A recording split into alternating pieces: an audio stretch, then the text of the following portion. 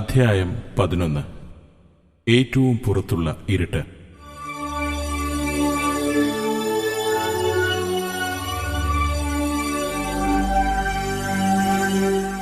ഓരോ രാത്രിയിലും ഞാൻ യേശുവിനോടൊത്ത് നരകം സന്ദർശിക്കുകയും അവിടെ കണ്ട ഭയാനകമായ കാര്യങ്ങൾ രേഖപ്പെടുത്തുകയും ചെയ്തുകൊണ്ടിരുന്നു. ഓരോ പ്രാവശ്യവും നരകഹൃദയത്തിലേക്ക് കടന്നു പോകുമ്പോൾ ഞാൻ യേശുവിനോട് കൂടുതൽ അടുത്താണ് നടന്നിരുന്നത്.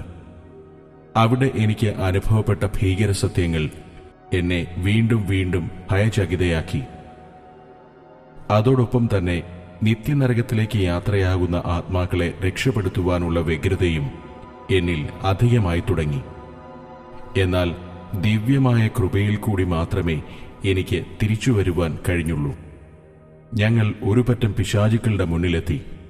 അവർ ആടുകയും പാടുകയും സാത്താനെ സ്തുതിക്കുകയും ചെയ്തുകൊണ്ടിരുന്നു. അവർ അത്യധികം ആഹ്ലാദമുള്ളവരായി കാണപ്പെട്ടു. യേശു പറഞ്ഞു, അവർ പറയുന്നതെന്താണെന്ന് നീ കേൾക്കുവാൻ പോവുകയാണ്. ഉടനെ തന്നെ അവർ പറയുന്നത് എനിക്ക് ശ്രവിക്കാനായി. നമുക്ക് ഇന്ന് ആ വീട്ടിലേക്ക് പോകണം, അവിടെയുള്ളവരെയെല്ലാം പീഡിപ്പിക്കണം.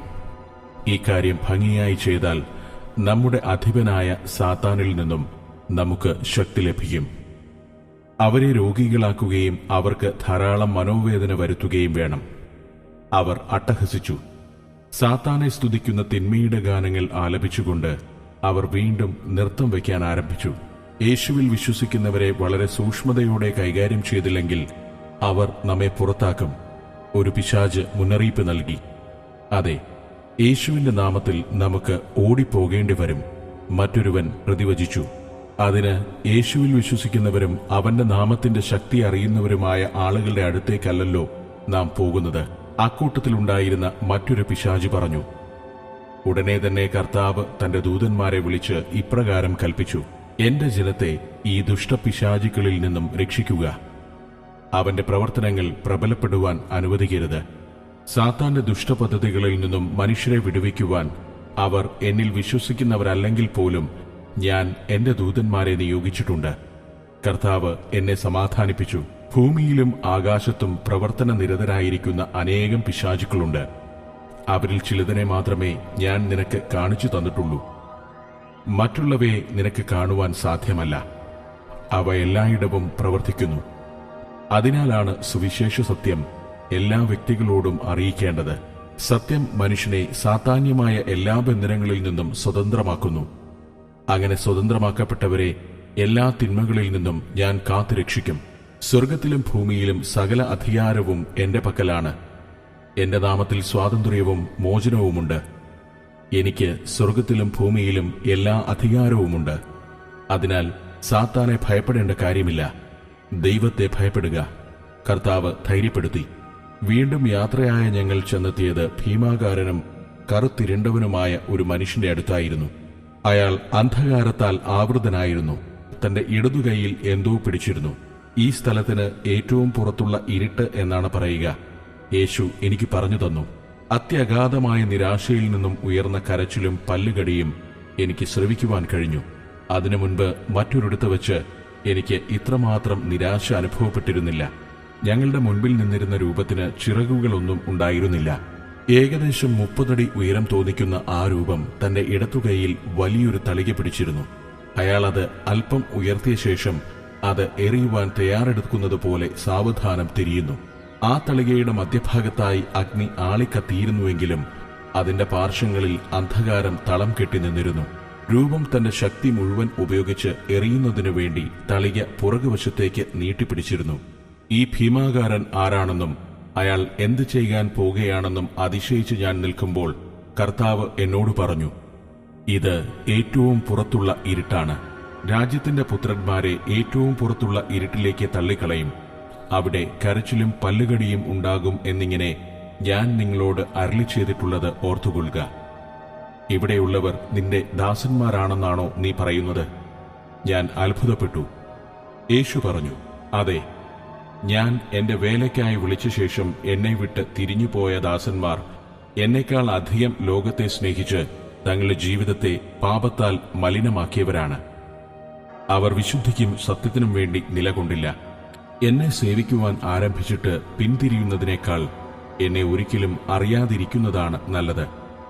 ഞാൻ പറയുന്നത് വിശ്വസിക്കൂ. നിങ്ങൾ പാപം ചെയ്താൽ പിതാവിന്റെ അടുത്ത് നിങ്ങൾക്ക് വേണ്ടി മധ്യസ്ഥത ചെയ്യുവാൻ ഒരു കാര്യസ്ഥനുണ്ട്. നിങ്ങൾ നിങ്ങളുടെ പാപങ്ങൾ ഏറ്റുപറഞ്ഞ് അനുതപിക്കുകയാണെങ്കിൽ ഞാൻ നിങ്ങളുടെ എല്ലാ അനീതിയും പോക്കി ശുദ്ധീകരിപ്പാൻ തക്കവണ്ണം വിശ്വസ്തനാണ്.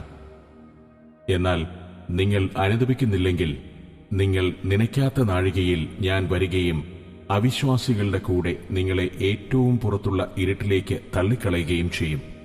ഞാൻ നോക്കി നിൽക്കുമ്പോൾ തന്നെ ആ രൂപം തന്റെ കയ്യിൽ പിടിച്ചിരുന്ന തളിക ഏറ്റവും അകലെയുള്ള ഇരുട്ടിലേക്ക് എറിഞ്ഞുകളഞ്ഞു. എന്റെ വചനം പറയുന്നത് അക്ഷരാർത്ഥത്തിൽ തന്നെ ശരിയാണ്. അവരെ ഏറ്റവും പുറത്തുള്ള ഇരുട്ടിലേക്ക് എറിഞ്ഞുകളയുമെന്നാണല്ലോ അതിൽ പ്രസ്താവിക്കുന്നത്. യേശു പറഞ്ഞു. ഉടനെ തന്നെ യേശുവും ഞാനും വായുവിലൂടെ ആ തളികയുടെ പിന്നാലെ സഞ്ചരിക്കുന്നതായി അനുഭവപ്പെട്ടു. ഞങ്ങൾ അതിന്റെ മുകളിലെത്തി താഴേക്ക് നോക്കി നിന്നപ്പോൾ ആശ്ചര്യകരമായ ആ കാഴ്ച കണ്ടു. ആ തളികയുടെ മധ്യഭാഗത്തായി ഉണ്ടായിരുന്ന അഗ്നിജാലയുടെ മുകളിലും താഴെയുമായി ആളുകൾ നീന്തി തുടിക്കുന്നു. അവിടെ പിശാചുക്കളെയോ ദുഷ്ടാത്മാക്കളെയോ കാണാനില്ലായിരുന്നു. മനുഷ്യാത്മാക്കൾ അഗ്നിസമുദ്രത്തിൽ കിടന്ന് പിടയുന്ന കാഴ്ച മാത്രം. ആ തളികയ്ക്ക് ചുറ്റും കനത്ത ഇരുട്ട് മാത്രമായിരുന്നു. തളികയിലെ അഗ്നിജ്വാലകളിൽ നിന്നും ഉയരുന്ന പ്രകാശം മാത്രമായിരുന്നു അവിടെ അല്പമെങ്കിലും ദീപ്തി പരത്തിയത്. അതിൽ നിന്നും തളികയുടെ അരികിലേക്ക് നീന്തി രക്ഷപ്പെടുവാൻ ആളുകൾ കിണഞ്ഞു പരിശ്രമിക്കുന്നുണ്ടായിരുന്നു. വളരെ കഷ്ടപ്പെട്ട് തളികയുടെ പാർശ്വത്തിലെത്തുമ്പോഴേക്കും ഒരു അദൃശ്യശക്തി അവരെ മധ്യത്തിലേക്ക് വീണ്ടും വലിച്ചിട്ടുകൊണ്ടിരുന്നു. ഈ പ്രക്രിയ വീണ്ടും വീണ്ടും തുടർന്നുകൊണ്ടിരുന്നു. ഞാൻ നോക്കി നിൽക്കുമ്പോൾ തന്നെ അവർ വിളറി വെളുത്ത ആത്മാക്കളോട് കൂടിയ അസ്ഥിപഞ്ജരങ്ങളായി മാറി. ഇതും നരകത്തിന്റെ ഒരു ഭാഗമാണെന്ന് താമസിയാതെ എനിക്ക് മനസ്സിലായി. അനന്തരം ഒരു ദർശനമെന്ന പോലെ ദൂതന്മാർ ചില മുദ്രകൾ തുറക്കുന്നതായി ഞാൻ കണ്ടു. ജാതികളും രാജ്യങ്ങളും അവയ്ക്കുള്ളിൽ അടയ്ക്കപ്പെട്ടിരുന്നു. ദൂതന്മാർ മുദ്രകൾ തുറന്ന ഉടൻ തന്നെ സ്ത്രീകളും പുരുഷന്മാരും ആൺകുട്ടികളും പെൺകുട്ടികളും അടങ്ങുന്ന സംഘം അഗ്നികുണ്ഡത്തിലേക്ക് മാർച്ച് ചെയ്യുന്നതായി ഞാൻ കണ്ടു. ഞാൻ വളരെ ഭയാനകമായ കൗതുകത്തോടെ അവരെ നോക്കി. കർത്തൃശുശ്രൂഷയിൽ ആയിരുന്ന ശേഷം വീണുപോയ അനേകം ദൈവദാസന്മാരെ ഞാൻ ആ കൂട്ടത്തിൽ ദർശിച്ചു. അവർ നേരെ അഗ്നികുണ്ഡത്തിലേക്ക് മാർച്ച് ചെയ്യുകയാണ്. അവരെ അതിൽ നിന്നും രക്ഷിക്കുന്നതിന് ആരും തന്നെ ഉണ്ടായിരുന്നില്ല. കർത്താവെ, അവർ അഗ്നികുണ്ഡത്തിലെത്തുന്നതിനു മുൻപേ അവരെ രക്ഷിക്കണമേ. ഞാൻ അലറിക്കരഞ്ഞു.